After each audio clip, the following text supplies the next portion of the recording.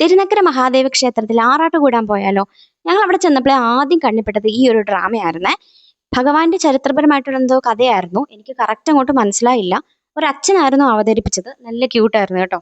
പുള്ളി ലാലേട്ടൻ സ്റ്റൈലൊക്കെ ട്രൈ ചെയ്യുന്നുണ്ടായിരുന്നു. 2 വർഷമായിട്ട് നമ്മൾ തെക്കൻ ഗോപുരത്തിന്റെ അവിടെ നിന്നാണ് തിരുനക്കര ആറാട്ട് കാണാറുള്ളത്.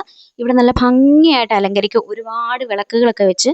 അന്ന് നമ്മൾ പതിവിലും നേരത്തെ ആയിരുന്നു, അതുകൊണ്ട് അവരുടെ അറേഞ്ച്മെന്റ്സ് ഒക്കെ ചെയ്യുന്നതൊക്കെ കാണാൻ പറ്റി. നമ്മൾ ചെല്ലുന്ന സമയത്ത് അവരവിടെ കളമൊക്കെ ഇട്ടുകൊണ്ടിരിക്കുവായിരുന്നു. കുറച്ചപ്പുറത്ത് മാറി പറയിടാൻ വേണ്ടിയുള്ള എല്ലാ ഒരുക്കങ്ങളും നടക്കുന്നുണ്ടായിരുന്നു. അങ്ങനെ 12 മണിയൊക്കെ കഴിഞ്ഞപ്പോൾ ഭഗവാൻ ഇങ്ങെത്തി.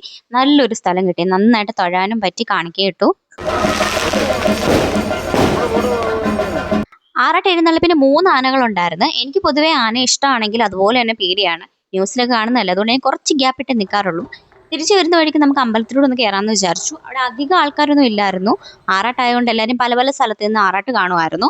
സ്റ്റേജിലപ്പം കച്ചേരി പോലെ എന്തോ സംഭവം നടക്കുമായിരുന്നു. എനിക്ക് വലിയ താല്പര്യമില്ലാത്തതുകൊണ്ട് ഞാൻ അങ്ങോട്ട് നോക്കാൻ പോയില്ല.